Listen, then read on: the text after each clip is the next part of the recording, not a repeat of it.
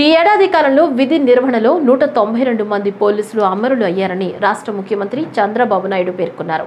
గుంటూరు జిల్లా మంగళగిరిలోని APSP battalion grounds లోని పోలీస్ అమరవీరుల సంస్మరణ సభలో ముఖ్యమంత్రి చంద్రబాబు పాల్గొన్నారు. కార్యక్రమంలో భాగంగా ముఖ్యమంత్రి భద్రతా దళాల గౌరవ వందనం స్వీకరించారు. ఈ సందర్భంగా పోలీస్ అమరవీరులకు ముఖ్యమంత్రి నివాళులర్పించారు. అనంతరం నిర్వహించిన సంస్మరణ సభలో ముఖ్యమంత్రి చంద్రబాబు మాట్లాడుతూ పోలీస్ అమరవీరుల ఆత్మకు శాంతి కలగాలని భగవంతుడిని కోరుకుంటున్నట్లు పేర్కొన్నారు. ప్రజల రక్షణ కోసం ప్రాణాలను సైతం పణంగా పెడుతున్న పోలీసులు అంటే తనకు ఎప్పుడూ గౌరవం ఉంటుందని స్పష్టం చేశారు.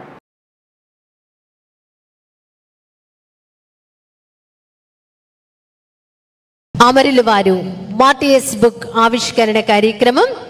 ముందుగా పోలీస్ అమరవీరులకి నివాళులర్పిస్తున్నాను. వారి ఆత్మకు శాంతి కలగాలని భగవంతుణ్ణి మనస్ఫూర్తిగా కోరుకుంటున్నాను. 1959 అక్టోబర్ 21న లడక్ దగ్గర మన సిఆర్పిఎఫ్ దళాలు చైనా సైనికులపై వీరోచితంగా పోరాడి 10 మంది అమరులయ్యారు. వారిని స్మరించుకునేలా ప్రతి ఏటా అక్టోబర్ 21న పోలీస్ అమరవీరుల రోజుగా ఘనంగా జరుపుకుంటున్నాం. వారి త్యాగాలను బలిదానాలను గుర్తు చేసుకుంటూ మనం అందరం కూడా స్ఫూర్తిని పొందుతున్నాం. ఈ సంవత్సరం దేశవ్యాప్తంగా విధి నిర్వహణలో 192 మంది పోలీసులు అమరులయ్యారు.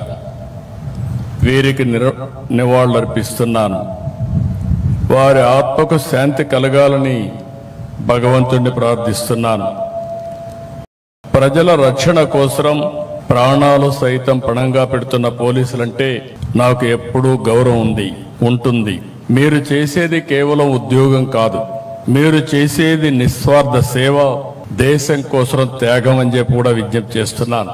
లా అండ్ ఆర్డర్, అభివృద్ధి, సమిక్షేమం, ఉపాధి, ఉద్యోగ అవకాశాలు, సుఖ సంతోషాలు, ప్రజలకు భద్రత, ఇవన్నీ కూడా ఒకదానిపైన ఒకటి ముడిపడి ఉన్న అంశాలు.